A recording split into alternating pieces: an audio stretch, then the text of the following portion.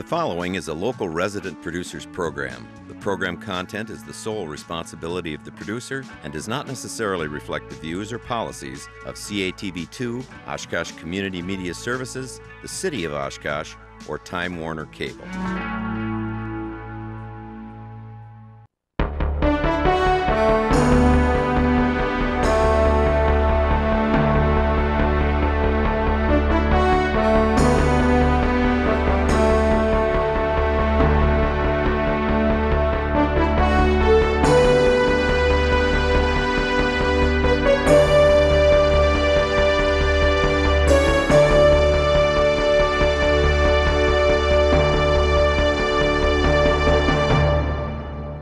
I'm George Curtis. Welcome to It's Your Law. Each week it's my privilege to bring you guests that teach all of us about the law.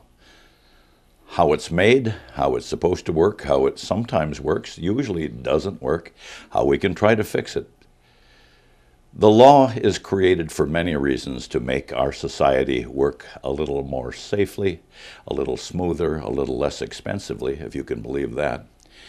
And many of the laws are passed to protect certain segments of the public that are more vulnerable than others. You can think of laws that are here to protect little ones, children, babies, people who aren't old enough or wise enough to make decisions for themselves. Another growing, very vulnerable area of the society is the elderly. I'm a part of that, and if you aren't, you're going to be shortly. There is a higher than ever percentage of people of our population living in nursing homes at this time. There's a higher than ever segment of our population in need of medical care because we're living longer and not necessarily living stronger. It shouldn't surprise you that there are people in the law who are dedicating their lives to making things better and safer for the elderly. And it's my privilege to have a guest today that is doing exactly that. Well-known Stevens Point trial lawyer, Jason Studinski. Welcome to the show. Thank you. Nice to be with you today, George. And what got you to have that special interest in our gray-haired set? Well, frankly, I was fortunate enough to have a case very early on in my career, and like many of us do, tends to set the direction for the rest of your career, and that's what happened with me. I had a very, very, very sad case arising out of a nursing home, and it just completely fueled my passion for this kind of work. Well, you couldn't have been at a better place at a better time, because our population is really aging, isn't it? It is, and in fact there are statistics, really whatever way you turn, but AARP has been really at the forefront of compiling information about our aging population, and what we all know is happening is that we are living longer, as you point out, and most of us will have need for, if not a nursing home, then an assisted living facility of some type, and so it's really important for consumers to understand how best to navigate that world. When I was a kid, we would have three generations in the house. We would have grandma and grandpa, we would have the working generation, and then the kids. And at that time, it was just expected that as grandma and grandpa aged, that they would stay in one of their kids' homes and be protected and have a little special room as they aged there and died. But that's no longer the rule, is it? Well, it really isn't, and I'm really glad you brought that up, because in most of the cases that I'm involved with, family has attempted to do exactly what you're saying, and the problem has been is that as medical science has improved and as we are living longer, people have need for greater care as they age.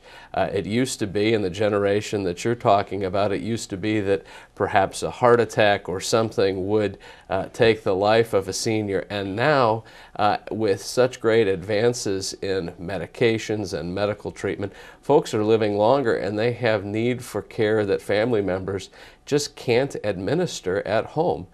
In fact, what I'm seeing over and over again, and it doesn't matter if it's in a rural area, it doesn't matter if it's in a city, it doesn't matter what your race or your nationality, there seems to be an understanding developing now that we just need help as our seniors age. It's just too much to provide complex care at home over an extended period of time.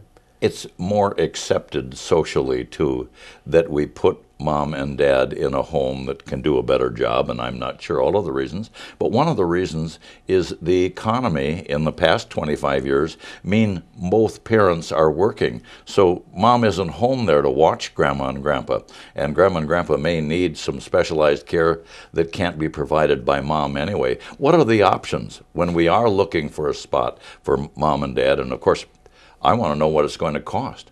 Well, those are good questions, and I think that there are really a range of options. You start out in Wisconsin, at least, with the lowest level of supervision on up to the highest level of supervision. And frankly, you start with senior apartments, and you go all the way up to a skilled nursing facility. And so it depends upon the level of need. What we're seeing happening across a broad span of facilities now is that there is a facility within a particular company that starts at the lowest level of need and carries you all the way to the highest level of need. And we're seeing that with increased frequency. And so that's sort of one part of this. Another part of this is in terms of cost. This is a tremendously expensive endeavor. And it's the case that at most assisted living facilities that it is a private pay arrangement for the most part.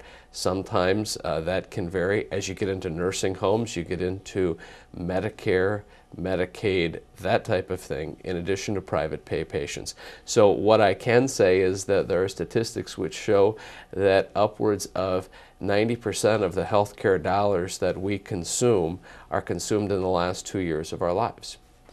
Wow, that's shocking. And for those people who have had illness or misfortune or simply spent their money, is there a place for them to go if they have no money, a good place? There can be, and in fact, you know, Medicaid will often be very helpful if a family is unable to afford the care that they need. What I would say, and it's a very interesting phenomenon, I'm often asked whether for-profit nursing homes are better than not-for-profit nursing homes, and I've certainly had my experiences with both. What I would tell you is that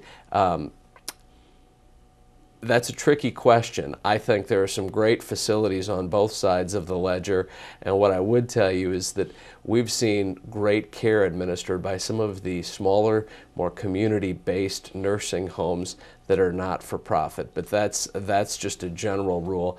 I have to tell families out there to absolutely investigate any facility before you put a loved one there. This first 7 minutes has gone in an awfully hurry because of the job you're doing and the interesting subject. We're going to take a break, Jason, and when we come back, I'm going to ask you about the questions we should be asking in trying to determine if this is the time when our parents should be placed in something a little more protective than where they are right now. Okay? Sounds great. We'll be right back. If you want to drink clean water, breathe clean air, and use clean energy, you have the power to determine a cleaner future. We are all responsible for protecting Wisconsin's natural resources, special places, and our way of life. To find out how we can work together for a clean Wisconsin, call 1-866-QA-WATER or visit www.cleanwisconsin.org. Kids and tobacco. The research these days is alarming. The fact is, early tobacco use can lead to experimentation with harder drugs and changes in behavior that make it more difficult to quit. That's why the attitude has changed. If Wisconsin kids try to buy tobacco, the response they'll get is no way. So if you're underage and try to buy tobacco, forget it. In Wisconsin, we don't sell tobacco to minors.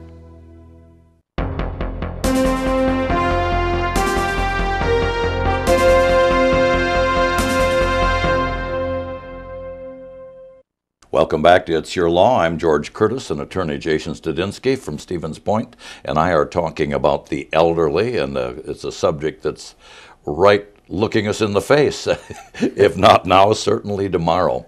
And as we go in a typical family situation, and Dad has now told us the same story 80 times in the last month, we ask ourselves, is Dad slipping a little bit? And of course we all are, probably from age 25, we're slipping a little bit. What are the questions that we should be asking, and who are the professionals that we should be consulting with to determine if it's time to provide a more protective environment for Mom and Dad?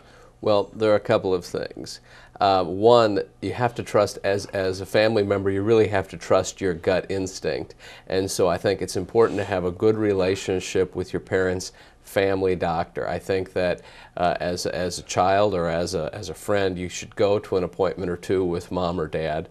That's step one. Step two, if you're not confident that the medical professionals are necessarily seeing the same situation with your loved one that you're seeing, I think it might be important to get a referral to a geriatrician, which is a doctor who specializes in caring for the elderly. The difficulty, particularly in Wisconsin, is there are not a lot of geriatricians. So at the core, I would say, if you have concerns, you have to become involved and talk with family doctors and others to try to get a handle on exactly what's happening. And one big reason for that is that if someone is suffering from memory problems, Alzheimer's, dementia, that type of thing, they can be poor historians, and they can pull it together for a short period of time for a doctor's appointment and then go home and leave burners on the stove and have other problems. And so it's important that a family member be involved. Next step, we know that it's time to do something to protect our parents, but how do we check out the many, many options? How do we make the right decision that this is the place that's going to provide the needed service? What questions do we ask? Well, that is a great question in and of itself, and I'm asked that often. And what I would say about that is there are many resources available. Here are some suggestions. I think you could talk with doctors in your community. Oftentimes, family members are forced into this role because Mom or Dad has fallen and needs attention now, and so you rely on discharge planners at the hospital. But what the best way to select a facility is to begin doing your homework before you need that type of help. There are a variety of great resources. One of them, if you go to the internet and Google Nursing Home Compare, it's a Medicare website that rates the various nursing homes with a 1-star to a 5-star rating and gives you some sense of their survey history. Every community has access to an ombudsman. You can get that phone number and call and figure out what type of facility might be available, and also what sorts of complaints that person is hearing. There are just a myriad of options for how to get information. The problem often is that you have access to so much information, it's finding your way through all of it. And once our parents are in the place that's supposed to take care of them, we should keep checking. How do we do that? How do we make sure that they're really performing what we were promised they would do? Boy, you have just hit the issue exactly on the head, and I've seen this so many times where family members say, I'm not going to check my mother's backside to determine whether she has a big sore there, or I'm not going to check Dad's surgical site to see if they're providing the care they should. What I would say is this: I think that the more time you spend at the nursing home or the assisted living facility, the better care your loved one will likely get. That's just a rule of thumb. That's not a fix-all. What I would also say is that I think it's important to be part of care conferences at the nursing home, and it's very important to show up, frankly, at different times. I think it's all very helpful. The fact that you check your loved one into a nursing home doesn't mean, and I think almost every family I've ever met would fall into this category, doesn't mean you don't care and doesn't mean your work is through. It means you have great assistance now with your work. At least that's what it should mean.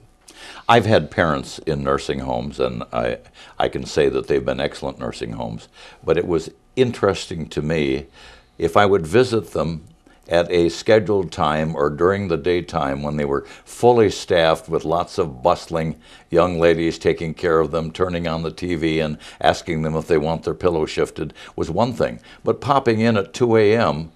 with almost no staff was very revealing. Have you observed the same thing? I have, and in fact, here is an interesting pattern for families to know about.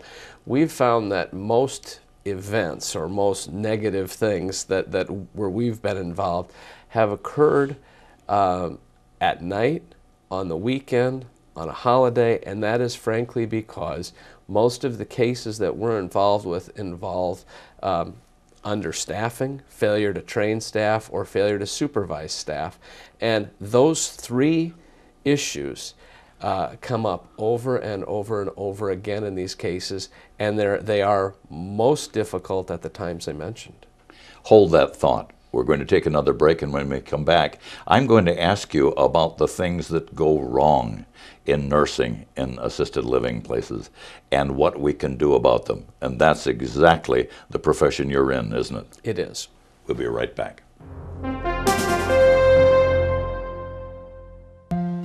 After a car accident, Linda Davis needed CPR. Bill Hamilton needed temporary shelter when a fire destroyed his home. During an operation, Haley Reynolds needed a blood transfusion. Excuse me, may I go into that room, please?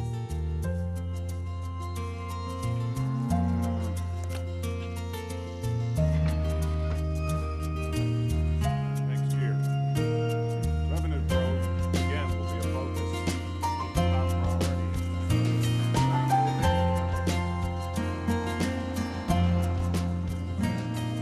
Thank you for giving me blood.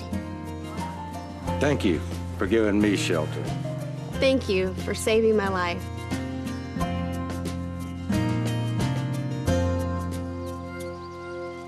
Support the Red Cross and change a life, starting with your own.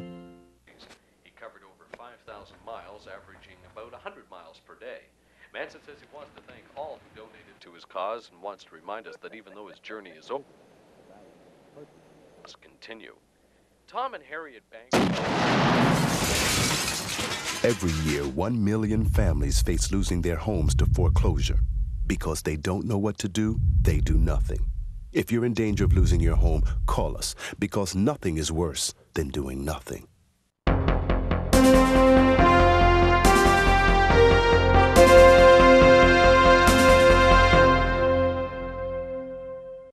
Welcome back to It's Your Law. We're talking about a very interesting subject to all of us and impacts everybody's family, and that is the elderly and how they are protected and how we can make sure that they are safe.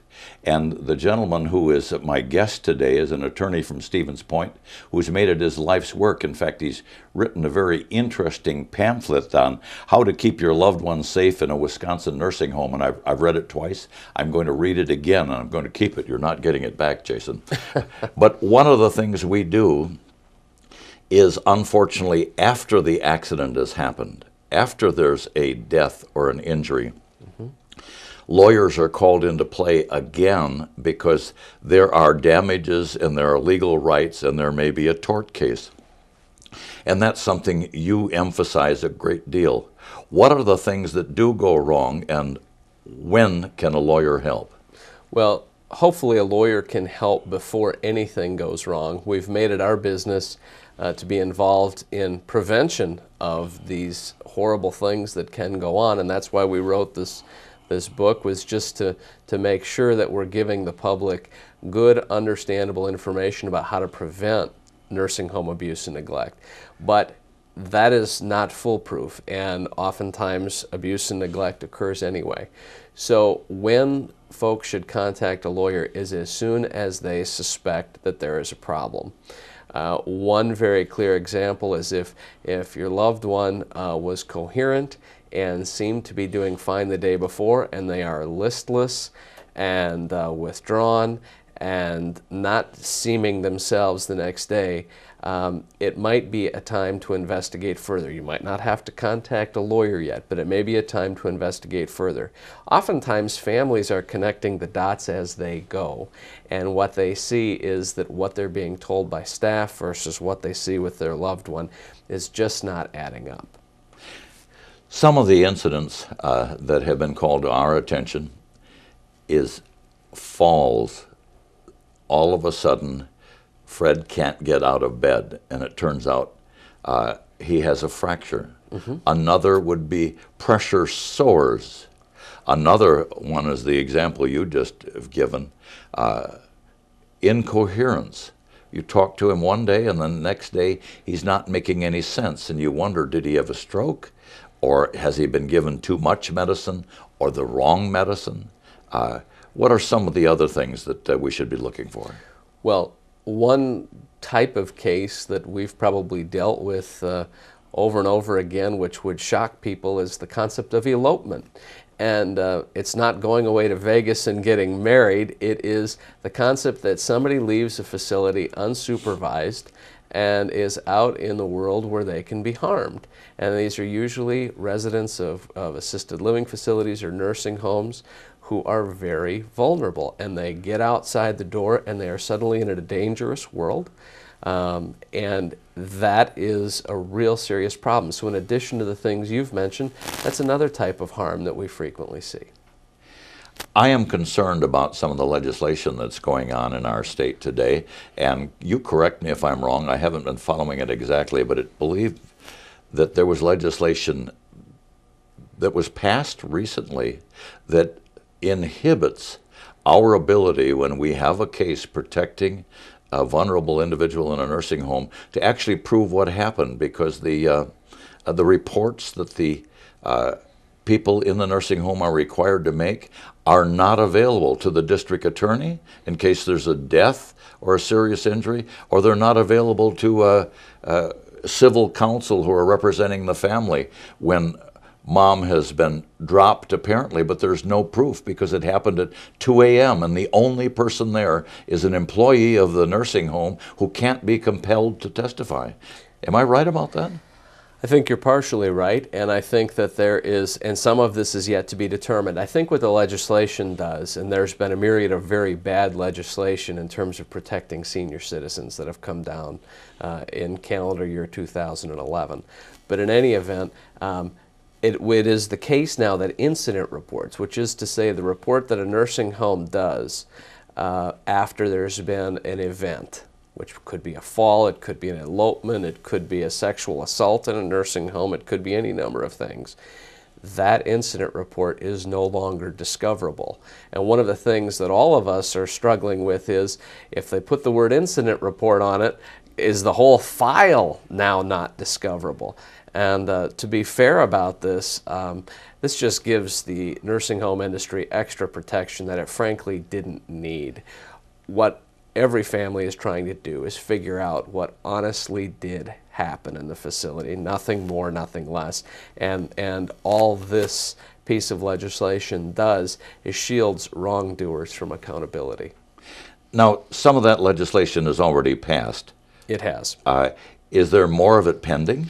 Well, that again is sort of a to be determined category, but what we know so far is this. The Walker administration and the majorities in both houses at the state level have done some things which make it very difficult to hold nursing homes accountable.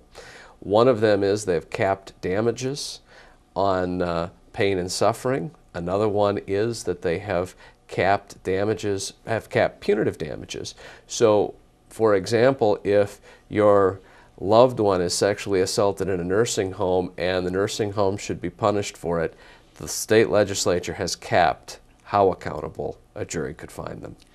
All right. So we have people working in nursing homes, like we have in all other aspects of society, that aren't always there for the right reasons. Some of them are sick people, some of them are dangerous people, and of course that just flies in the face of the purpose of putting our loved ones in the nursing home. We put them there for protection, and they don't always get protected. Sometimes they get injured, raped, even murdered And I've had clients, and you probably have too, that weren't checked on frequently enough, and they got tangled up in some kind of a restraint and strangled. And so we need that protection. The law supposedly protects these people with the criminal process, that is, punishes and deters wrongdoing with criminal penalties. The district attorney handles those cases. And the law supposedly compensates these victims and their families, the civil law, which awards damages. And both of them have been weakened with this recent legislation. Am I correct? They have been weakened, and I would say this to you. There are really three potential places that families end up going, and sometimes they go to all three sources. One of them is to a criminal prosecutor, be it the DA or the Attorney General's office. In most cases, there will not be a criminal prosecution for elder abuse or neglect. That is an extreme rarity in our society. There are many potential reasons for that, but trust me when I tell you that it is very rare that an elder abuse case be prosecuted. The next place is you'll often have a state agency who could be involved, the Division of Quality Assurance or Regulation and Licensing, and what they have the ability to do is to essentially write the equivalent of a traffic ticket for a nursing home or a care. Sometimes they could be more extreme than that, but usually not. The third place, and the place where we think much of improvement can be gained and safety can be increased, is on the civil law side of things, which is where I'm involved, and we have been tremendously weakened there. And so we have the state of Wisconsin has now stepped in and substituted its judgment for what a jury can and can't do in order to make things right in our area nursing homes. You're absolutely right. I didn't want to hear that, but it's the truth. And that's why people like you and me have to fight all the harder in the courts to get some justice. We're out of time, but this has been so enlightening. Jason, thank you very much for coming with us. Thank you, George. I appreciate it. And thank you, ladies and gentlemen. Fired up for a career in natural resources? How about becoming a wildland firefighter? This is a job where your office is the great outdoors. Enroll in the Natural Resources Technician program at Fox Valley Technical College. Career opportunities include fish and wildlife management, soil and water conservation, forestry, surveying, plus much more. We feel the greatest way to learn is by doing. Therefore, outdoor on-the-job training is a major part of the coursework. Visit us today for more information.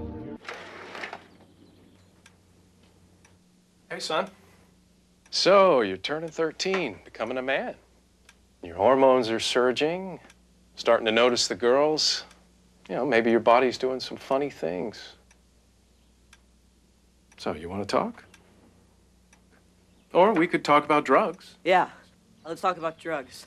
There's no wrong way to talk to your kids about drugs, but you'll need to be ready. We can help. Visit our website at drugfree.org.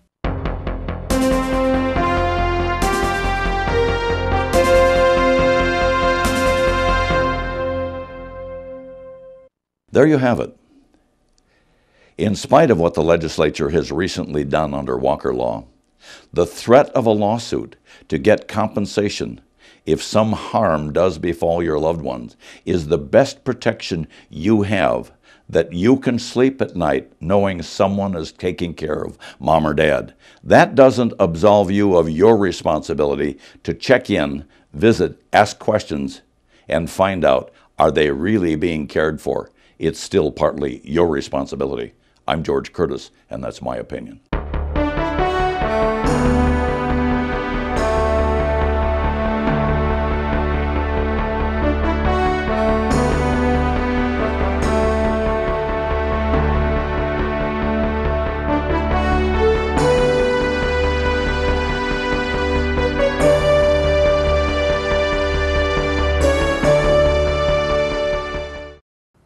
Sure, my neighbors Jean and Louise, they may be superheroes with superpowers, but that doesn't make them so super at saving energy and money. Honey? I may not be able to harness the power of the elements, but I save significant cash and help the environment with appliances, electronics, and windows featuring the Energy Star label. So discover your own energy-saving superpowers. Go to ase.org/consumers. Mom, Dad's making fondue again. What is the cost of drug and alcohol addiction? I lost my job. I lost my home. I lost my freedom. For information on drug and alcohol treatment referral for you or someone you know, call 1-800-662-HELP and see what you could save. I got my life back.